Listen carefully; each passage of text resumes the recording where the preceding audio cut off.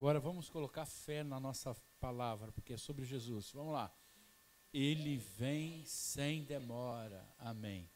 Diz assim: ao anjo da igreja em Éfeso, escreve.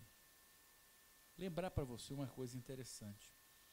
A igreja de Éfeso era uma igreja muito intelectual, era uma igreja muito inteligente, era uma igreja com grandes personalidades e que cresceu muito. Éfeso era uma grande cidade.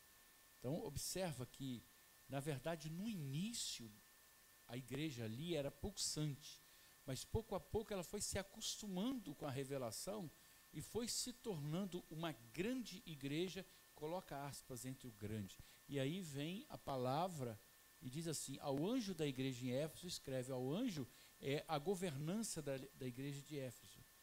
Ao anjo da igreja em Éfeso escreve: isto diz aquele que tem na sua destra as 7 estrelas, que anda no meio dos 7 candeeiros de ouro.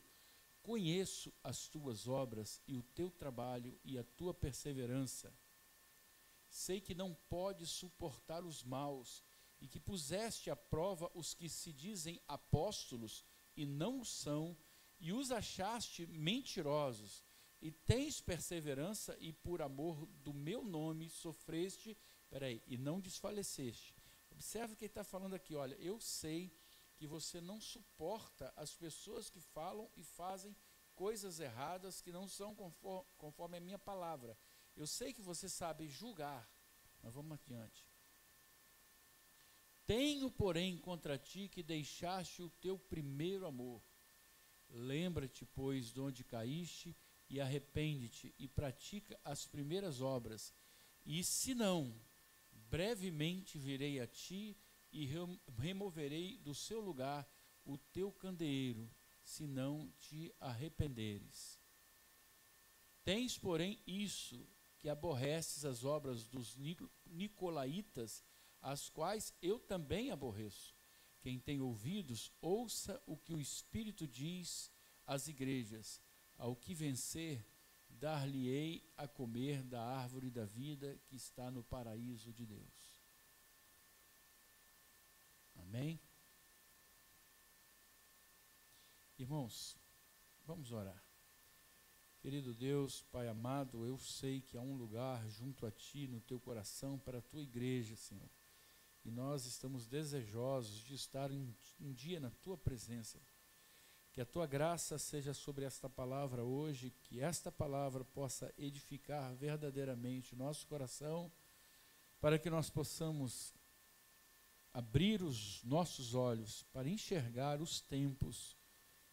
Em nome de Jesus, cerca este lugar, coloca o Teu Espírito sobre nós aqui, Senhor, fortalecendo, nos dando entendimento, que os Teus anjos cerquem o nosso derredor, para que nenhuma distração, nenhuma fraqueza, nenhum cansaço nos roube da riqueza que é aprender da Tua vontade, em nome de Jesus, amém. Irmãos, a sabedoria popular cada vez mais me ensina que o povo não pensa direito, né? Cada vez mais. Existe uma frase que diz assim que Deus tarda, mas não falha. São dois atributos que não existem na história de Deus, né? O número 7 citado ali, o 7 significa a perfeição divina, né? Por toda a obra de Deus é perfeita, tudo que Deus faz é perfeito. E quando nós falamos que Deus não tarda e nem falha, nós estamos querendo dizer exatamente que no tempo certo o Senhor vem, e vem sem demora, e vem porque no capítulo de Apocalipse ele está dizendo isso: eu venho sem demora.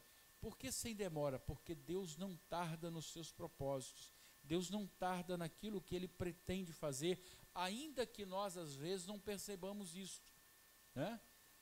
E talvez pertença à cultura brasileira o atraso, né? Pensando na gente, Jesus não marcou a hora, né? Porque senão Ele voltaria e um monte de crente brasileiro ia chegar atrasado, né? E ia se assustar, né? O que eu quero dizer para você é que essa cultura nossa, ela não pode ser atribuída ao Senhor. né? O Senhor, Ele tem um propósito em cada coisa, um propósito em cada igreja, um propósito em cada história, em cada vida.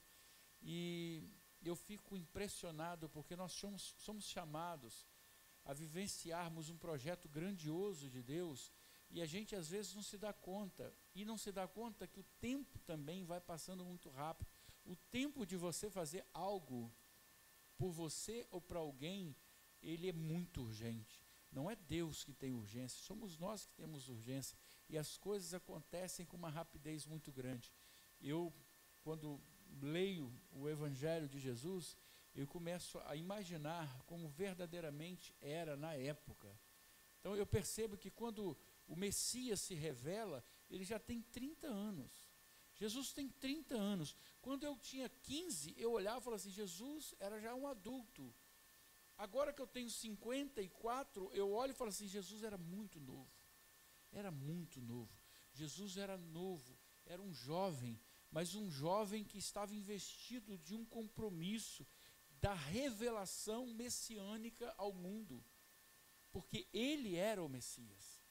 Então, quando Jesus ele está em casa, quando Jesus saía, ia para Jerusalém, quando Jesus passava pelos lugares, estava ali anunciando coisas poderosas, tremendas, e que mudaram a história da humanidade.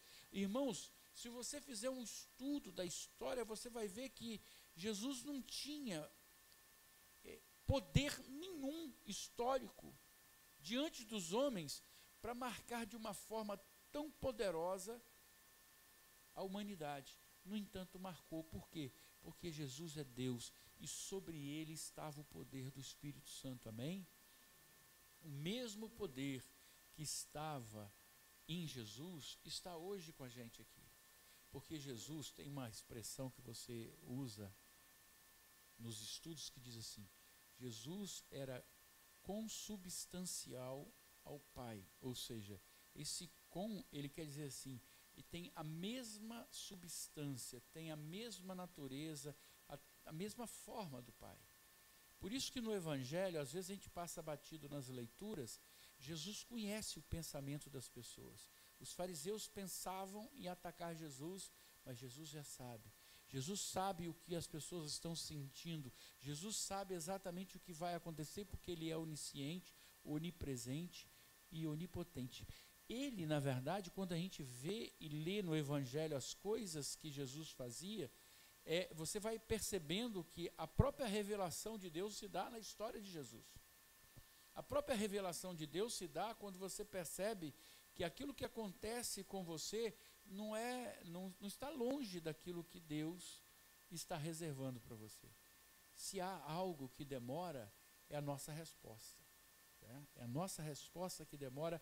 E por quê? Porque às vezes você se acostuma com coisas demais na sua vida. O extraordinário, né? Por exemplo, quando eu comecei a estudar a Bíblia, e eu fui batizado com o Espírito Santo, e o Espírito Santo agia no meu coração, eu tinha tremores de amor ao Senhor, e um dia eu estava ouvindo uma palavra na igreja, e a pessoa falou assim, os dons extraordinários de Deus. Era um seminário sobre vida no Espírito. E a pessoa estava falando sobre os dons extraordinários de Deus. E quando eu li a palavra, eu percebi que aquilo acontecia rotineiramente na igreja de Deus. Então não podia ser extraordinário. Era ordinário, era da ordem, era do todo dia. Paulo chegava a perguntar nos lugares onde ele ia, você já foi batizado no Espírito Santo? A pessoa falou assim, não, sequer eu sabia que tinha um batismo no Espírito Santo. Eu já fui batizado no batismo de João. E ele estendia a mão e a pessoa recebia o Espírito Santo. Sabe por quê? Porque a eficácia do Espírito depende da proposta do coração do homem de querer trabalhar na obra de Deus. Amém? Deus tem um propósito para nossas vidas, tanto é que é impactante o encontro que você tem com Deus. O seu impacto com Deus é impactante. As pessoas, quando conversavam com Jesus, há algo em Jesus que movimenta as pessoas, há algo em Jesus que supera as teorias, as teologias, as doutrinas, porque a presença de Jesus, ela move o Espírito de Deus em direção à sua vida. mas é preciso que você tenha essa intenção de caminhar em direção a. Isso acontece com a gente tardiamente, e às vezes, com o passar do tempo, nós vamos nos acostumando com as coisas da igreja. A pior coisa na igreja é se acostumar com ela, se acostumar com o lugar, se acostumar com os cânticos, se acostumar com as orações, se acostumar. Às vezes é melhor você ficar em silêncio. Se for para você falar só por falar, é melhor você ficar em silêncio. Porque nas igrejas até as profecias se repetem de forma costumeiras, sem o avivado momento de Deus na vida das pessoas, sem a conferência daquilo, sem a consolidação daquilo. Se profetiza como se fossem coisas banais na igreja. A banalidade do pastoreio, a banalidade do avivamento tornou tão evidente que nós nos esquecemos da nossa essência. Nós somos hoje um pouco uma igreja de Éfeso, que nós estudamos, aprendemos, mas a essência do amor, ela é perdida no nosso caminho. E essa essência é que nos leva a pensar em Deus de uma forma muito mais pessoal, muito mais próxima. Quando a gente ouve falar do reino do céu, quando a gente pensa, irmãos, naquilo que Jesus está preparando, irmãos, nós somos insignificantes mesmo. O que um homem pode conquistar na vida? 100 anos. 100 anos. Quando muito. Você sabe que na história do Brasil, nós temos uma pessoa que era muito difícil, de temperamento muito difícil. Floriano Peixoto. Não sei se você conhece a história de Floriano Peixoto. Você sabe onde Floriano Peixoto está? Está morto. Se você for visitar o museu lá de Petrópolis e verificar a roupagem lá do imperador, das mulheres, das suas filhas, você vai olhar e falar assim, puxa, quanto luxo. Sabe onde eles estão? Estão mortos. Porque a nossa vida, ela não suporta o tempo, mas a graça nos traz de volta. A graça nos traz de volta. Porque não é pelo mérito que você conquista, é pela graça. Então a gente precisa lembrar a um lugar, o jardim. Quando pensa em Deus, pensa no jardim. Deus preparou um jardim. Deus preparou um lugar onde o homem pudesse habitar e ser feliz. Ali ele colocou Adão, ali ele colocou Eva. Era para que eles pudessem ser felizes. E isso significava que eles tinham uma natureza diferente da nossa. Muitas pessoas que imaginam Adão e Eva semelhantes, não eram semelhantes. Eu não sei como eles eram, mas não eram semelhantes a nós. Eles não tinham essa natureza humana que nós temos hoje. Com o pecado, nós perdemos esta antiga natureza. Mas se você estudar a palavra, a carta de Paulo aos Coríntios vai te revelar o quê? Que Deus está preparando uma transformação cósmica. Não é algo pequeno, é algo grandioso que Deus vai fazer. Eu até destaquei uma palavra aqui para o final e ainda vou falar, mas vou me antecipar a ela, se eu tiver tempo de terminar essas 360 palavras que eu coloquei. 2 Pedro capítulo 3, versículo 9, a palavra diz assim, não retarda o Senhor a sua promessa, como alguns a julgam demorada. Pelo contrário, ele é longânimo para convosco, não querendo que nenhum pereça, senão que todos cheguem ao arrependimento. Não tarda, porque há uma obra nas mãos de Deus. E ele vai pegar todo o universo e vai soprar sobre esse universo. Coisas que você vê, por exemplo, as galáxias, os planetas, o universo em toda expansão, aquilo tudo que você estuda, isso é um cisco diante de Deus. Isso é um cisco. O que Deus está falando é que Ele não troca nada disso por você. O que Deus está falando para mim é que eu sou importante para Ele. E que Ele vai dar uma transformação de tal maneira que o meu corpo vai ser transformado. Como é que vai ser isso? Não sei. mas eu vou voltar àquela natureza adâmica. E aí vai ser tremendo, porque deve ser uma coisa maravilhosa. Nós vamos nos alimentar de graça, nos alimentar da força do céu, não sei. Nós vamos estar em todos os lugares ao mesmo tempo, e toda a nossa história será um só momento, porque você já não terá mais nem passado, nem futuro e nem presente, porque o tempo já não existirá. Então, há coisas maravilhosas que Jesus quer para você, irmãos. Coisas maravilhosas. Essa carne aqui, os prazeres que são afeitos dessa carne, isso tudo vai ser jogado para fora. Porque há algo que vai acontecer. Quando Jesus vira e fala assim, eu vou preparar um lugar para você. Quando ele fala assim, ele está tendo cuidado daquele que vai receber uma visita na sua casa e que é muito importante. Muito importante. Então, Jesus está convidando a mim e a você para algo tremendo. E Ele quer que você leve outras pessoas, Ele quer que você esteja lá no banquete, Ele quer estar com você. Mas o que está acontecendo, irmãos, é que nós estamos sendo enfeitiçados pelas belezas do mundo. Nós estamos nos deixando seduzir por coisas que já deviam representar o nosso passado. Quer ver uma coisa engraçada? Os judeus tinham grande orgulho do seu templo, porque o templo ele foi reconstruído e depois Herodes reformulou o templo todo e colocou ouro, riquezas tremendas ali no templo. Quando os discípulos estavam orgulhosos, eles apontaram um templo para Jesus. Jesus estava passando e falou assim, olha que templo lindo. Jesus virou e falou assim, eu destruo isso aí rapidinho. Não tem importância para Deus, irmão. Não tem importância para Deus. Hoje, nós lemos e esquecemos que Jesus disse para a samaritana, vem um tempo em que não adorareis ao Pai, nem neste monte, Gerizim, e nem em Jerusalém. Ele está falando de quê? Dos templos. Vocês não vão adorar a Deus em templos. Vem um tempo em que vocês adorarão ao Pai em espírito e em verdade. E aí ele completa, e são esses adoradores que o Pai procura. Então você quer me dizer por que eles continuam construindo catedrais enormes? Por que inauguraram agora em São Paulo um templo que não é o de Salomão, é do Edir?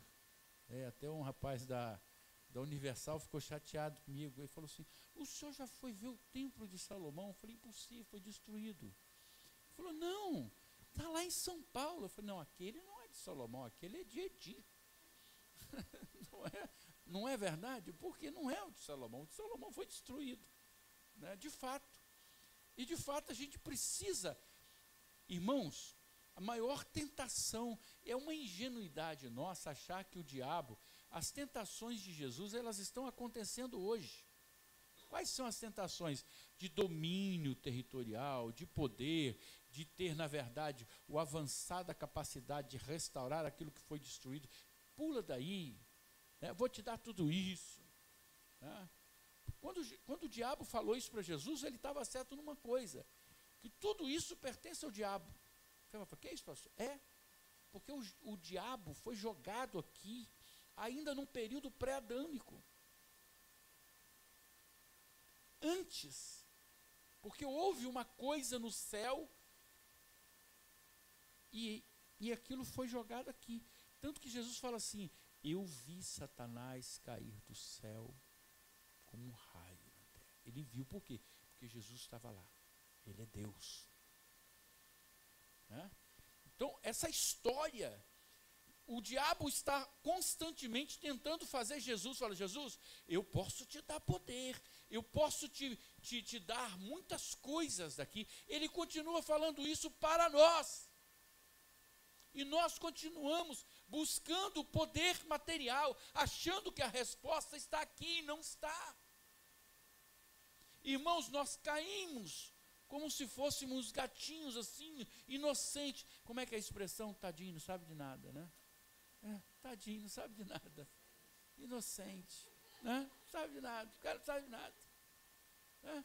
Ficam as pessoas, irmãos, os crentes ficam brigando na internet, porque o candidato tal, o candidato agora e que não sei o quê. Quem salva o Brasil é Deus. Amém?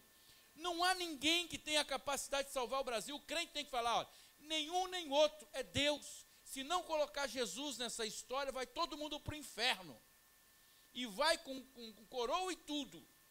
Porque, na verdade, irmão, o poder está nas mãos de Deus. Deus não apenas controla o universo, Deus é o provedor de todo o universo. Nada do que existe pode existir se não estiver a presença de Deus.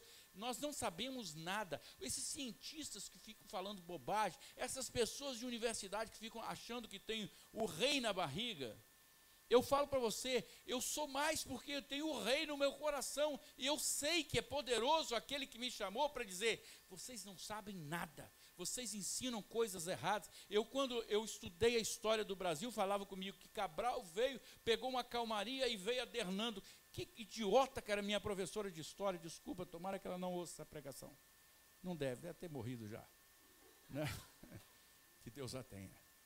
Por quê? Porque nós aprendemos na escola coisas, aí vamos desaprendendo depois. Porque as coisas mudam, porque nós não sabemos tudo. Ciência, ela é contextualizada. O que você sabe hoje, pode ser que amanhã mude tudo. Não é? Agora, o conhecimento pleno, só quem tem é Deus. É o mesmo Deus que está falando assim. Não se apegue a essas coisas.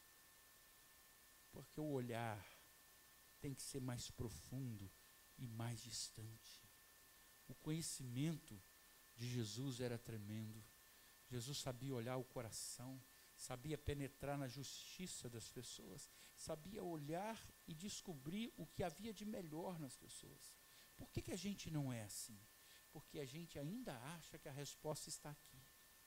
E aí Deus, quando preparou o jardim, Ele preparou o jardim para o homem, porque Ele queria que o homem fosse feliz. Mas não, o diabo veio e derrubou a harmonia que havia. E hoje, Jesus preparou também um jardim para mim e para você. Há algo, irmãos, que é surpreendente. Paulo diz aos Coríntios assim, olha, nem olhos viram, nem ouvidos ouviram o que Deus tem preparado para aqueles que fazem a sua vontade.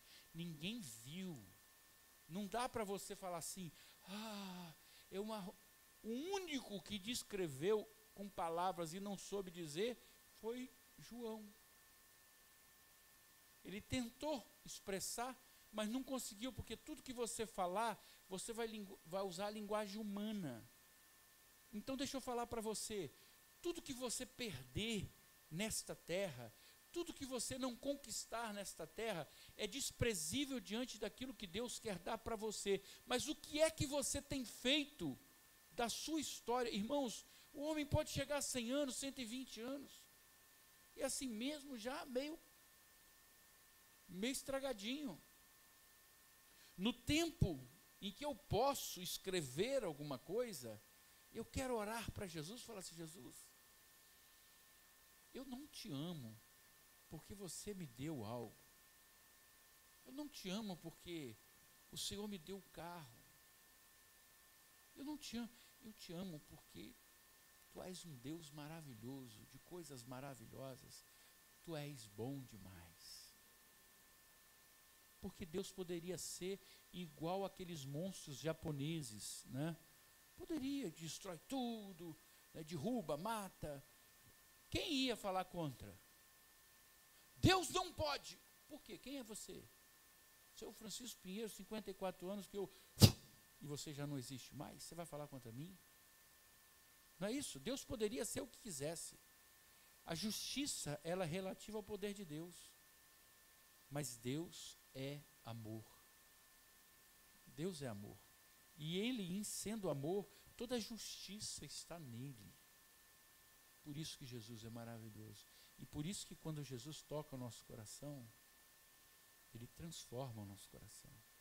Então, a primeira coisa que me veio à cabeça quando eu falei, Jesus, o que eu preciso fazer na minha vida? Porque eu sei que o Senhor vem, e vem sem demora. Antes que o tempo passe, o Senhor vem. A qualquer momento o Senhor vem. O que eu tenho que fazer na minha vida, Senhor? Primeira coisa, a palavra está me falando. Volta ao primeiro amor. Volta ao primeiro amor. Sai da sua escrivaninha. Deixa de escrever e estudar sobre o amor. Vai lá e pega a primeira pessoa que você encontrar e abraça e fala assim, eu amo você. Vai lá, olha para sua esposa e fala, tem alguma coisa que eu faça que não te agrada? Ama as pessoas. Porque Jesus te amou primeiro. Deixa as teorias. Leia a palavra e vê o que Deus está falando do seu coração. Volta ao primeiro amor. Volta. Conheço as tuas obras, assim o teu labor como a tua perseverança. Tenho, porém, contra ti que abandonastes o teu primeiro amor. Igreja, Éfeso, vocês são tremendos, maravilhosos, mas vocês deixaram o primeiro amor. Vocês se acostumaram com a palavra. Vocês decoraram a palavra, mas as pessoas continuam entrando e saindo sem sentir amor no coração de vocês. Vocês se habituaram a julgar as causas dos outros, mas não amaram os outros. Lembra de onde você caiu e volta. A gente, às vezes, na nossa vida, irmãos, a gente vai andando e o sapato vai se acomodando aos pés. E aí você já não percebe mais que o sapato está velho. Está na hora de mudar. Está na hora de fazer algo diferente. Está na hora de deixar Deus refazer o vaso. A coisa mais difícil é você estar numa igreja em que as pessoas estão satisfeitas. As pessoas estão satisfeitas. Está ótimo. Eu venho, cumpro aquilo e vou embora. Irmão, há algo de urgência. Há uma urgência tremenda na sua vida que Deus quer tratar. Paulo, quando escreve ao 2 Timóteo, ele diz assim, sê sóbrio em todas as coisas, suporta as aflições, faz o trabalho de um evangelista, cumpre cabalmente o teu ministério. O que ele está dizendo? Timóteo, antes que Jesus volte, faça o que você tem que fazer. Porque nós não estamos aqui por diletantismo. Eu estou aqui porque tem uma visão espiritual que me é essencial na vida. Eu olho para vocês e não vejo o rosto de vocês. Eu vejo que há um espírito vivente em cada um de vocês. E eu não quero me apegar naquilo que a carne me propõe, mas eu quero me apegar naquilo que o espírito anseia. A carne me propõe coisas diariamente perecíveis. O mundo propõe essas coisas.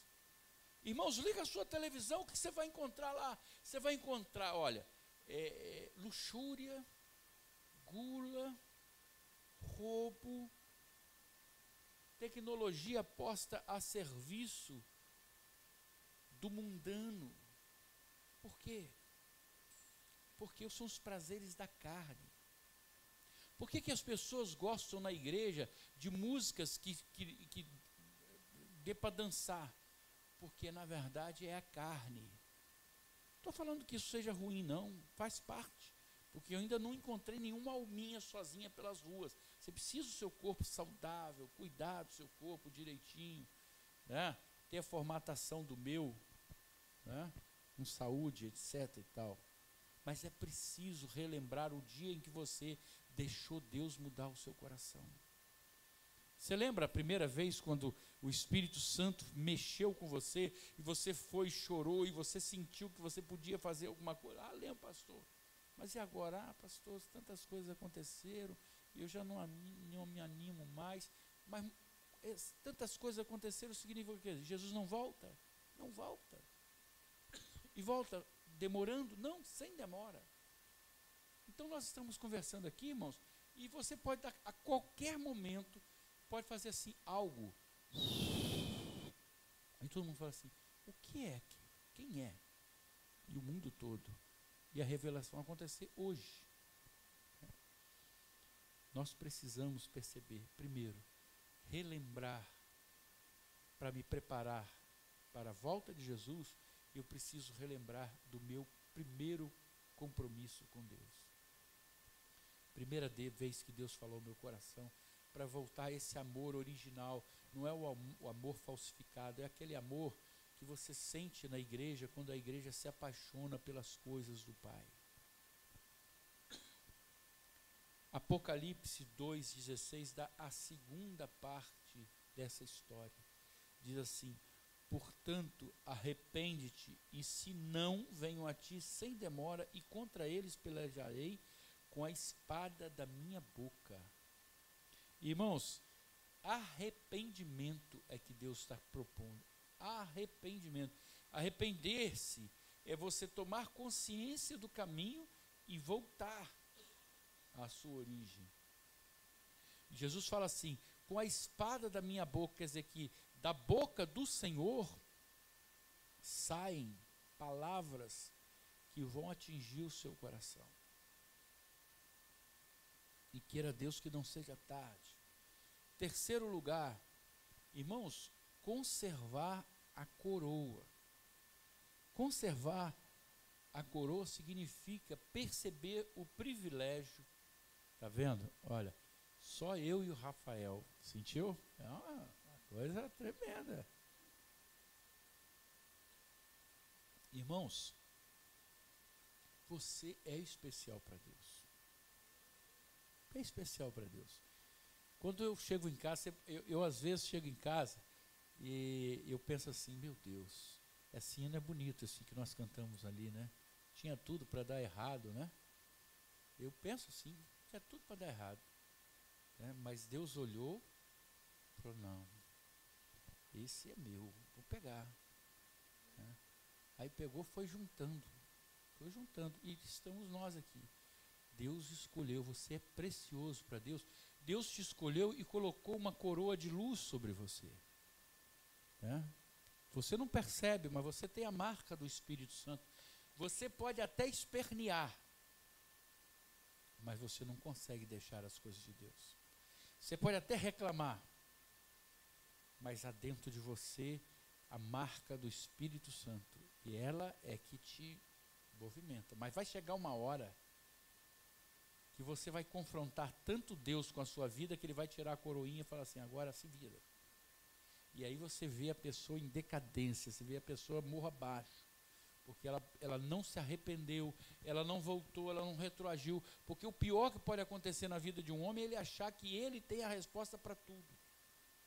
A melhor coisa na vida de um homem é perceber que ele não tem resposta para nada. O melhor pastor é aquele que fala para a ovelha, olha, escuta uma coisa, eu e você temos todas as dúvidas do mundo, só Deus tem as respostas. E a solução vem daí. Então, terceiro, meu irmão, conserva a coroa. Conserva, Apocalipse 3:11. Pode ir comigo lá? Apocalipse 3:11, está com a Bíblia aberta aí, porque eu coloquei só venho sem demora, conserva o que tens, para que ninguém tome a tua coroa. Amigo, conserva aquilo que você tem, conserva os princípios, conserva aqueles conselhos que você recebeu, vá para a tua casa, entra no teu quarto, seja você o seu adorador, seja você aquele que adora um Deus vivo, presente, recorda os momentos do estudo da palavra, momento em que você se emocionava ao ver alguém aceitando Jesus, guarda aquilo que é seu, para que ninguém te roube, porque há ao redor de nós um ladrão. Há um ladrão que busca roubar, matar e destruir, que é o diabo. E rouba, e mata, e destrói, e aniquila. Porque cada vez que nós nos afastamos, por isso nós estamos aqui, irmãos. Você sabe o que acontece? Se eu começar a ficar na minha casa, me isolar, daqui a pouco eu sequer estou lendo a palavra. As pessoas falam assim, eu na verdade... eu fico na minha casa, minha igreja é minha casa. Eu leio ali, eu oro ali, faço os meus estudos. E aí eu sou um cara chato, enjoado. Aí eu viro e falo assim: diga para mim, qual foi o último livro que você leu da Bíblia? Qual foi o seu último estudo? Aí a pessoa fala assim: não, assim, formalmente, eu não fiz nenhum. Fez ou não fez? Se você está me dizendo que na sua casa você vive a sua igreja, quais são os estudos que você fez? Ou eu devo dizer para você: você é um grande mentiroso. E talvez realmente seja porque está sendo guiado pelo pai da mentira. Porque eu tenho que reconhecer que a comunhão que Deus estabeleceu, igreja não é coisa de homem, não. Igreja, isso a cultura popular é uma desgraça. Outra coisa que a cultura popular fala: igreja é coisa de Deus. Jesus que falou essa história, falou assim: ó, eu vou reunir vocês em assembleia, essa assembleia será a minha assembleia. Assembleia, que é a eclésia, que nós chamamos de igreja em português. Isso é de Deus. Então o que nós precisamos? Nos reunir para que eu possa cada vez ajudar o outro e ser ajudado para quê? A guardar a minha coroinha, né? Guardar a coroa, aquilo que o Senhor já me concedeu, a minha história de vida, as minhas experiências com Deus. Como é bom, irmãos, você relembrar das coisas que aconteceram com você, com as primeiras experiências que você teve com o Espírito Santo, né? Tem um cântico aí que fala de uma irmãzinha que foi batizada com o Espírito Santo dentro do ônibus, não é isso? Eu acho. É um irmãozinho? Então tá. Eu me lembro que uma vez eu fui visitar uma roça, estávamos todos ao redor assim de um descampado. Eu não tinha experiência nenhuma com o Espírito Santo. Eu sabia falar, ó, tem um batismo, tem um Pentecoste, mas eu não tinha experiência nenhuma. Todos nós demos as mãos e alguém falou assim: vamos pedir ao Francisco para fazer oração. E quando eu comecei a orar de um jeito estranho, que todo mundo começou a olhar para mim. E eu não conseguia mudar aquela história. E eu falei: eu estou com algum problema. Não entendia o que estava acontecendo. Terminei a oração, eu sabia o que eu estava falando, mas ninguém entendia. Quando eu terminei, saímos eu e meu irmão virou para mim e falou assim: o que houve? Eu falei: cara, vamos embora primeiro, porque eu não sei. Não sei. Primeira vez que eu olhei e falei assim: tem muito mais de Deus para nós. Amém? Fala assim comigo: tem muito mais de Deus para a minha vida. É isso que eu quero falar para você. Para você pegar a palavra e começar a buscar, clamar, a perceber que há coisas tremendas que Deus pode fazer com você, apesar dos outros, apesar do mundo, apesar das outras coisas. Jesus trabalhou em minoria, mas era tremendo na fala, na profundidade, no acompanhamento. Por isso que você precisa guardar esse tesouro. Se eu não cuidar, o diabo me rouba. E para quem que eu vou falar que um dia eu aprendi a orar em línguas num campo abandonado lá de Itaperuna? Muitas coisas maravilhosas que Deus tem feito e vai fazer mais através desse povo que está aqui, se esse povo reconhecer que é preciso voltar ao primeiro amor. A ingenuidade, orar em línguas é a ingenuidade do primeiro amor. Ingenuidade do primeiro amor, de você ser uma criança nas mãos de Deus. Por isso que Paulo diz que é o menor dos dons. Menor dos dons. Só que as pessoas ficam macaqueando. Não quer dizer que você tenha de. Esteja nas mãos de Deus o fazer em sua vida. Tem gente, eu lembro que eu fui uma vez num seminário e tinha uma irmã que ficava me cutucando. Fala glória, fala glória, fala glória. Para tentar falar em línguas. Glória, glória, glória, glória, glória, glória. Não é isso. Não é isso não. O Espírito se submete ao profeta. Não é assim, né? Por isso que as pessoas estão cheias desse jargão pastoral. Já viram isso? Né? Tem um jargão pastoral, você fala assim, glória! Aí o pessoal vibra, fala, glória a Deus. Eu não tenho isso, irmãos. Desculpa, eu não tenho isso. Né? A pessoa está, aleluias. Né? Esse aleluia você encontra em vários. Irmãos, conserva a coroa. Ainda bem que a gente não tem ninguém idoso aqui, né? Falar, conserva a coroa. O pessoal já olha para o lado e fala assim.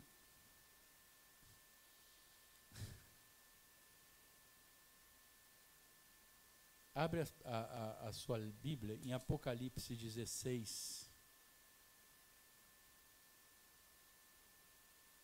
Apocalipse 16, 15.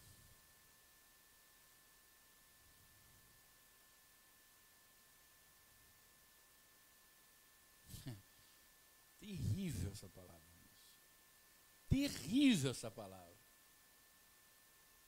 Irmãos, se Deus falasse para você hoje, chamasse você e falasse assim, vem cá, fica aqui do lado. Aí você fala assim, do lado de Deus.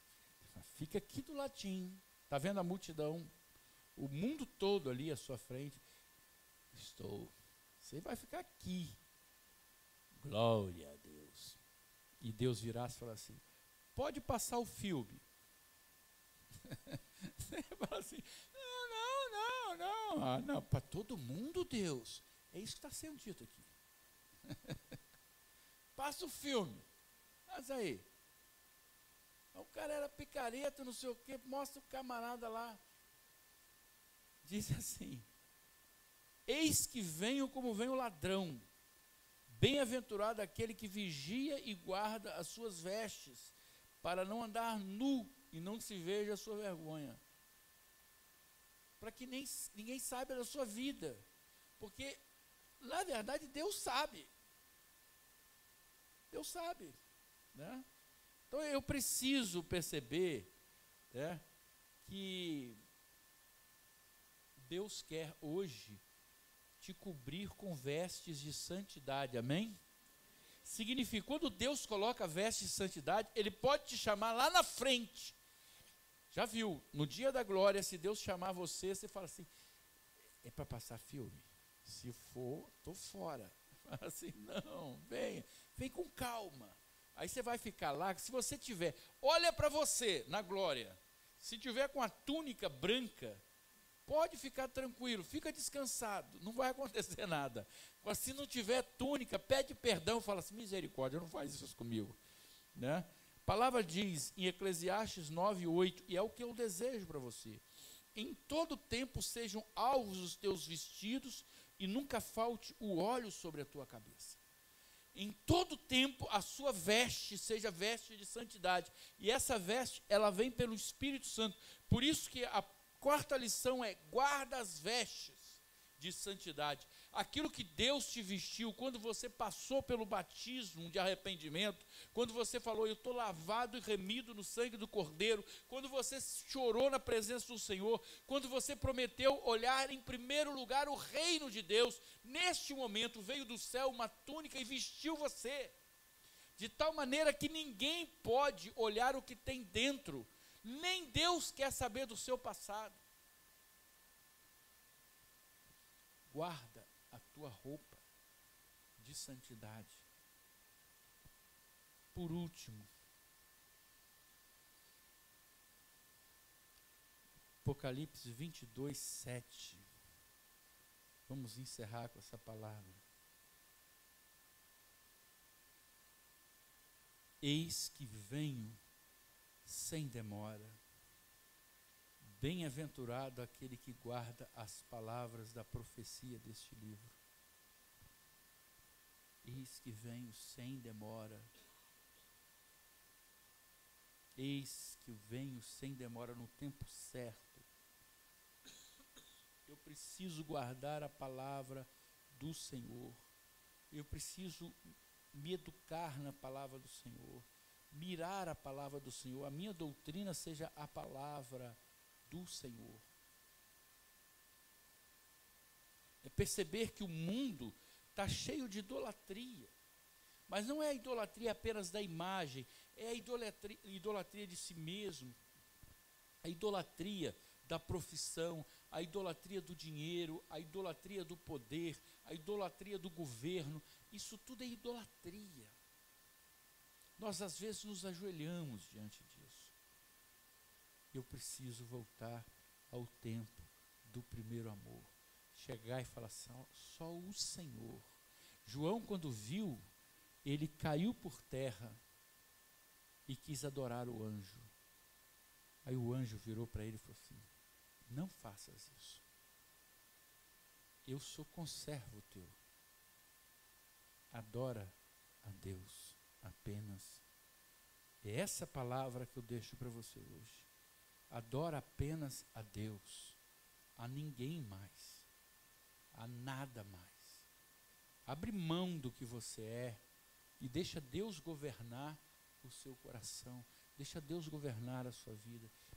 Deus quer fazer em você uma obra tremenda, mas é preciso que você busque a essência de Deus em primeiro lugar.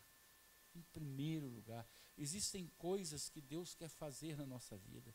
Nós precisamos assumir compromisso com a igreja de Deus. Precisamos assumir compromisso com Jesus. Assumir uma mudança de vida com Jesus. Né? Isso é tremendo, irmãos.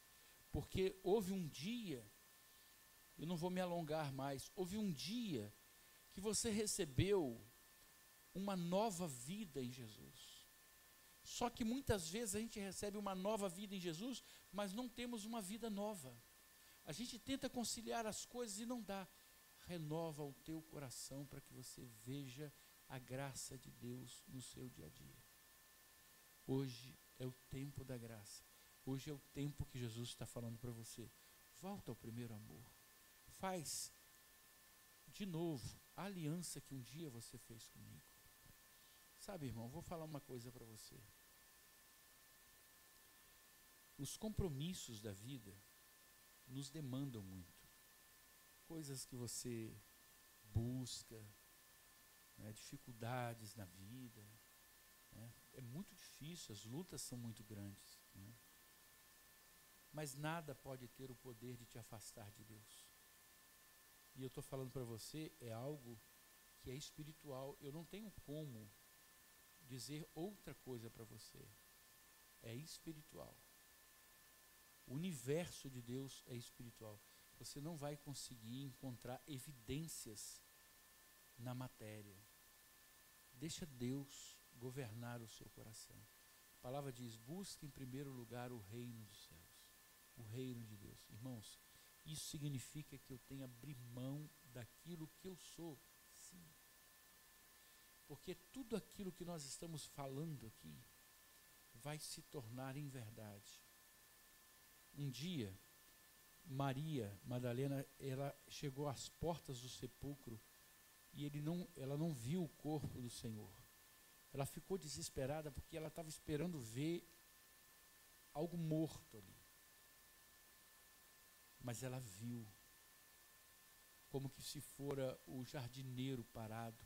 E eu fico imaginando, porque a figura de Jesus não era uma figura muito pequena, porque ele era um homem forte, com uma capacidade de confronto com a realidade muito grande, andava por toda a Palestina.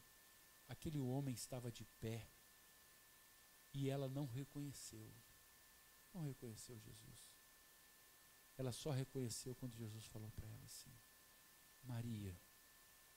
E ela levou um susto, olhou e falou assim, Rabone, que a aparência de Jesus não era a mesma. Não pensa que você um dia vai se confrontar com Jesus crucificado, sofrido, lastimável. Não. Você vai se confrontar com um Deus que governa todo o universo. Eu queria que você tivesse hoje a preocupação de perceber isso. Quando você olha as galáxias e você vê a Terra, é um cisco, é um nada. Se você olhar a Terra e o Brasil, é um nada. E do Brasil e você vai chegar até aqui, e nós não somos nada. E Deus, que é tudo em todos, Ele olha e fala assim, fala porque eu estou prestando atenção no que vocês aí, pequeno rebanho, estão falando. Você é muito importante para Deus. Um dia você vai estar diante do Salvador. Deus vai estar presente, olhando para você. E Ele vai te chamar pelo nome. Só que é preciso que você tenha galardão. Você pode ser salvo, mas cada um vai ter o seu galardão. Cada um vai receber de acordo com a sua obra.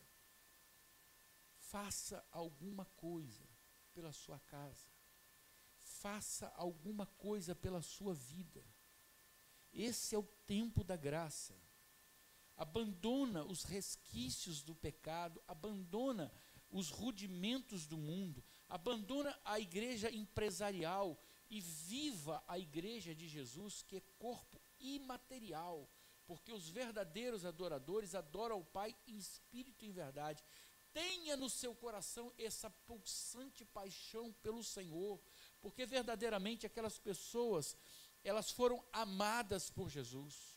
Amadas por Jesus. Quando Jesus foi encontrado ressurrecto na porta do sepulcro, Ele deu um recado para aqueles que estavam ali diante deles. Ele virou e falou assim: digam a Pedro e aos demais discípulos que eu os encontrarei na Galileia. Aquele que foi traído, aquele que foi perseguido, aquele que foi crucificado, aquele que foi deixado abandonado na cruz sozinho, quando obtém a vitória, ele olha e esquece e ama os discípulos. Se Deus fez assim, por que eu não deveria fazer? Ama o teu próximo, ama os teus inimigos, saiba conservar no teu coração a integridade da palavra do Senhor. Mesmo que te abandonem, te abandonaram, entrega para o Senhor. Ninguém tem unanimidade aqui, irmãos. Ninguém tem. Você sempre vai ter pessoas que não vão gostar de você, você vai ter sempre pessoas que serão ingratas com você, pessoas que não vão dar uma resposta correta a tudo que você merecia, mas considerando que você é servo do Senhor e que o Senhor vem sem demora, vamos mortificar a nossa carne, aquilo que nós somos, falar: Senhor, eu sou pequeno demais. Eu sou pequeno demais, eu quero abandonar as minhas opiniões para que eu possa fazer a tua vontade. E eu encerro aqui dizendo para você: a maior igreja de Jesus ainda é o seu coração. Isso não depende de homem, não depende de igreja, não depende de templo. É a maior igreja. É dentro que Deus habita. É dentro. Deus habita em mim. Eu já tenho por mim que o fôlego do Senhor, ele cada vez mais sopra, e eu sinto, eu falo: o Senhor está voltando, Jesus está voltando. E quando eu penso nisso, eu percebo que o único significado da minha vida é me preparar para isso. É me preparar para isso. Não é apenas receber a salvação, é fazer porque eu recebi a salvação. Fazer alguma coisa. Significa trabalhar, me dedicar, vir à igreja, me reunir, me congregar, tentar ajudar. Eu tive um propósito no meu coração uma vez que eu nunca mais me esqueci. Senhor, sempre que eu perceber que está faltando algo na sua vida, na vida da igreja, é ali que o Senhor quer que eu trabalhe. Porque nós estamos falando de coisas muito sérias. Nós estamos brincando com o destino do homem e do mundo.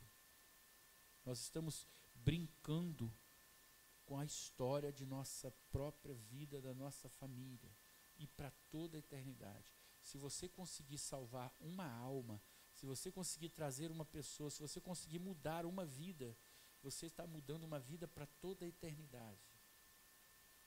Para toda a eternidade. E isso é mais do que você poderia merecer. Então, pastor, eu só sei fazer isso. Aprenda o valor das pequenas coisas. Talvez aquilo que você faz hoje vai repercutir lá na frente, e você vai entender por que é que Deus estava ali fazendo você fazer aquilo. Aquilo que sofreu hoje, aquilo que você sofreu hoje, pode ser uma resposta para muita gente.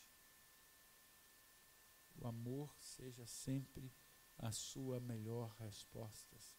Quando Paulo escreve aos Coríntios, capítulo 16, ele fala assim: todos os seus atos sejam feitos por amor.